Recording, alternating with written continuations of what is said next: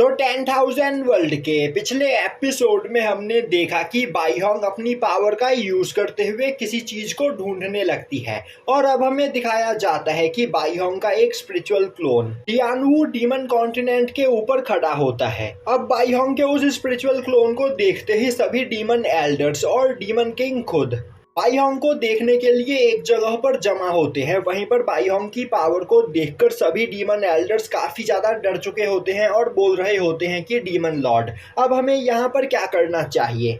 तभी बाईहोंग अपनी पावर को रिलीज करती है, जो देखते ही डीमन किंग बोलता है अब हम लोग यहाँ पर कुछ भी नहीं कर सकते हैं, तो अपनी जान बचाकर यहाँ से दूर भागो वरना हम सभी लोग मारे जाएंगे।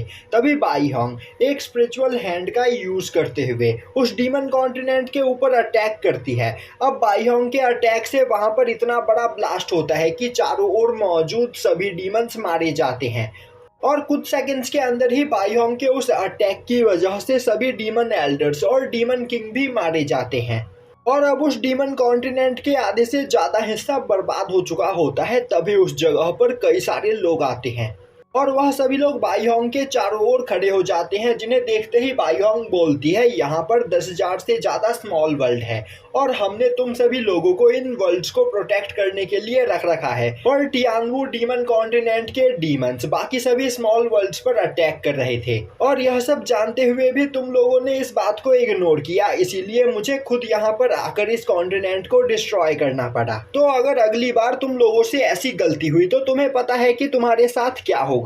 अब यह सुनते ही वह सभी लोग बाईहोंग से माफी मांगते हैं, जिसके बाद बाईहोंग वहां से चली जाती है। अब बाईहोंग के वहां से जाते ही वह सभी लोग आपस में बात करने लगते हैं। टियानवू डीमन किंगडम के डीमंस बहुत ही ज्यादा एग्रेसिव हो गए थे और उन्होंने आज तक कई सारे छोटे कॉन्टिनेंट्स को डिस्ट्रॉय किया, तो इन्हें एक ना एक दिन सजा मिलनी ही थी। अब हमें दिखाया जाता है कि बाईहोंग एक पोर्टल के रास्ते लिनफेंग के पास पहुंचती है। तभी लिनफेंग बाईहोंग को एक बॉटल डिवाइन लिक्विड देता है।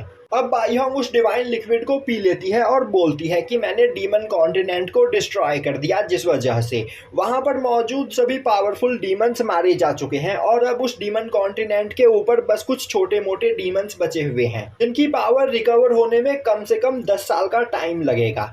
तो अब तुम लोगों को परेशान होने की कोई जरूरत नहीं, पर यह करने की वजह से मेरी पूरी पावर खत्म हो चुकी है, जिस वजह से अब मैं एक गहरी नींद में जाने वाली हूँ। तो लिनफेंग अब सब कुछ यहाँ पर तुम पर ही डिपेंड करता है और तुम्हें यहाँ पर एक काफी लंबा रास्ता तय करना है, तो अपनी पूरी मेहनत करना और ज्यादा से ज्यादा पावरफुल बनना। यह बोलते हुए बाईहोंग वहां से गायब हो जाती है।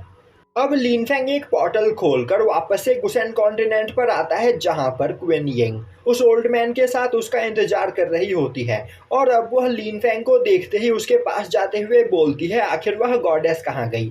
लिनफेंग उसे बताता है कि गॉडेस ने यहाँ पर अपनी ज्यादा पावर का यूज कर लिया, जिस वजह से अब वह एक गहरी नींद में चली गई है। यह सुनते ही वह ओल्ड मैन बोलता है यह सच में बहुत बुरा हुआ, क्योंकि मैं गॉडेस को खुद पर्सनली थैंक्स करना चाहता था। तभी लिनफेंग बोलता है अब इस जगह पर सब कुछ ठीक हो चुका है, डीमन कॉन्टिनेंट के सभी पावरफुल डीमंस मारे जा चुके हैं और अब वहां पर बस कुछ छोटे मोटे मॉन्स्टर्स बचे हुए हैं, जिन्हें पावरफुल बनने में अभी काफी टाइम लगेगा और जब तक वह डीमंस पावरफुल बनेंगे तब तक हमारे जनरेशन के सभी लोग बहुत ही ज्यादा पावरफुल बन चुके होंगे और वह सभी लोग काफी आसानी से फ्यूचर में उन डीमंस को भी मार देंगे। तो अब हमें परेशान होने की कोई जरूरत नहीं, क्योंकि अब गुसेन कॉन्टिनेंट पर लोग उन डीमंस से बिना डरे यहाँ पर एक आराम की लाइफ जी सकते हैं।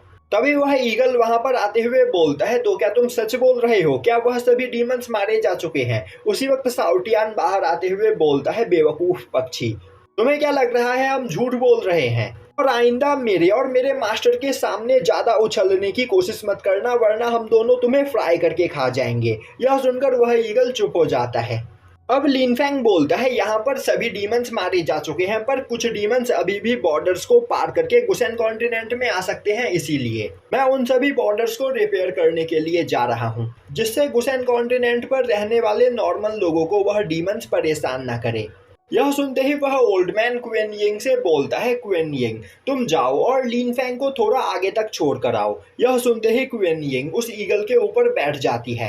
वहीं पर लिनफेंग भी साउटियान के ऊपर बैठ जाता है और अब क्वेन यिंग लिनफेंग को उस जगह के बॉर्डर तक छोड़ने के लिए जाने लगती है। अब रास्ते में क्विन यिंग लिन फेंग से पूछती है कि अब आगे तुम्हारा क्या प्लान है।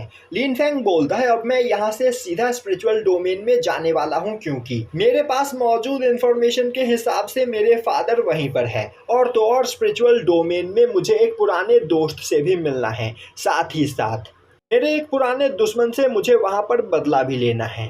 तभी साउटियान बोलता है क्विन यिंग क्यों ना तुम भी हमारे साथ स्पिरिचुअल डोमेन में चलो, वैसे तुम भी यहाँ पर काफी ज्यादा पावरफुल हो तो अगर तुम चाहो तो हमारे साथ वहाँ पर चल सकती हो। क्विन यिंग बोलती है स्पिरिचुअल डोमेन में जा पाना इतना आसान नहीं है। लिन फेंग बोलता है पर ऐसा क्यों। क्विन यिंग उसे बताती है कि स्पिरिचुअल डोमेन के अंदर जाने से पहले उसे एक काफी पावरफुल बैरियर से गुजरना होगा और उस बैरियर के अंदर काफी खतरनाक प्रेशर है और वह प्रेशर इतना ज्यादा खतरनाक है कि वहां से गुजरने वाले लोगों की हड्डियां चकनाचूर हो जाती है।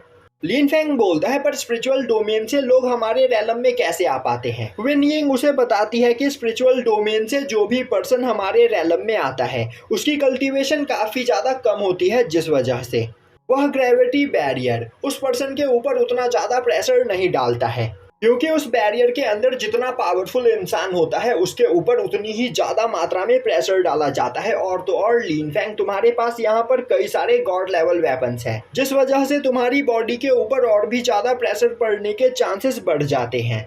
लिन फेंग बोलता है मुझे यह जानकारी देने के लिए थैंक्स, वहां पर जाने से पहले मैं अच्छे से इसकी ट्रेनिंग कर लूंगा।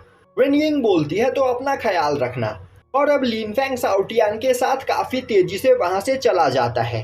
तभी क्विन यिंग की बॉडी के अंदर मौजूद गॉडेस निकलकर बाहर आती है और अब वह क्विन यिंग से बोलती है कि यह पर्सन सच में बहुत ही ज्यादा पावरफुल है तो फिर क्यों ना तुम इसके साथ शादी कर लो। अगर तुमने इस पर्सन से यहाँ पर शादी कर ली तो तुम काफी आसानी से अपने मिशन को अचीव कर पाओगी। क्विन यिंग बोलती है वह यहाँ पर अपने दम पर अपने गोल्स को अचीव करना चाहती है, इसीलिए वह यहाँ पर खुद ब खुद अपने गोल्स को अचीव करेगी। जो सुनते ही वह गॉडेस बोलती है तुम्हारे गोल्स को अचीव करना यहाँ पर आसान काम नहीं, तो तुम्हें अपने मिशन को पूरा करने के लिए यहाँ पर और भी ज्यादा मेहनत करना होगा जिससे तुम और भी ज्यादा पावरफुल बन सको।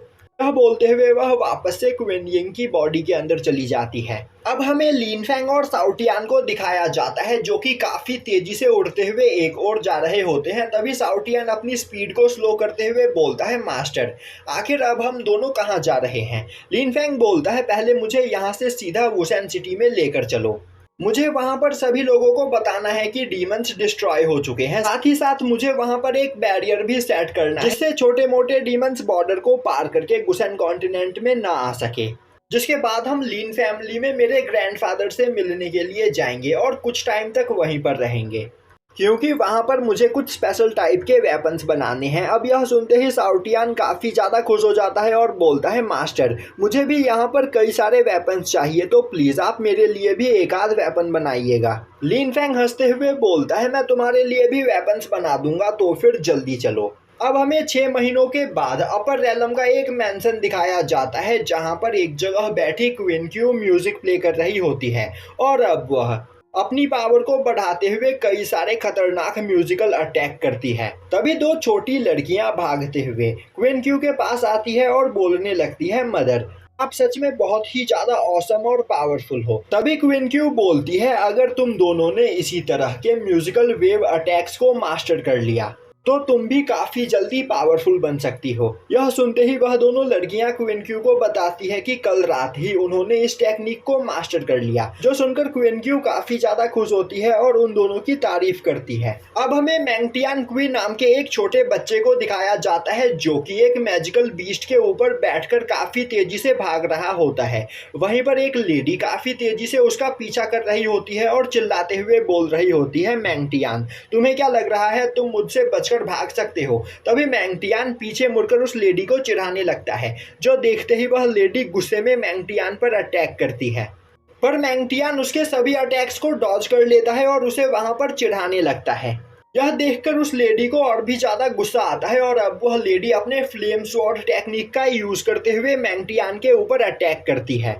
जो देखते ही मैंगटियान एक जगह पर रुकते हुए अपने थंडर वेव टेक्निक का यूज करके उस लेडी के अटैक को डिस्ट्रॉय कर देता है।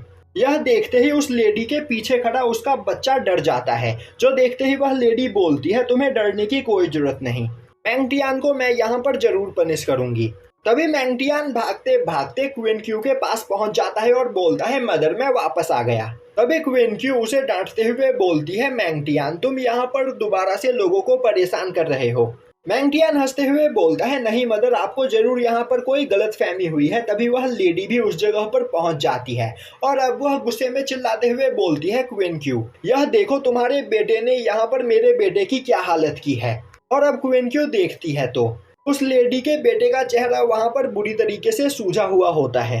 तभी वह लेडी बोलती है आज यहाँ पर मैं तुम्हारे इस बेटे को पनिश करने के लिए आई हूँ तो अपने बेटे को मेरे हवाले कर दो। यह सुनते ही मैंगटियान बोलता है लेडी तुम बहुत ही ज्यादा कमजोर हो तुम मुझे पनिश नहीं कर सकती हो। तभी वह दोनों लड़कियां भी आगे आते हुए बोलती है लेडी आप सच में बहुत ही ज्यादा कमजोर हो आप हमारे छोटे भाई को भी पकड़ नहीं पाई जबकि यह बस यहाँ पर 3 साल का है। आप यहाँ पर एक 3 साल के बच्चे से फाइट में हार गई तो क्या आपको सच में लगता है कि आप मैंगटियान को पनिश कर सकती हो। यह सुनकर उस लेडी को और भी ज्यादा गुस्सा आता है और यहीं पर सीजन 3 खत्म हो जाता है।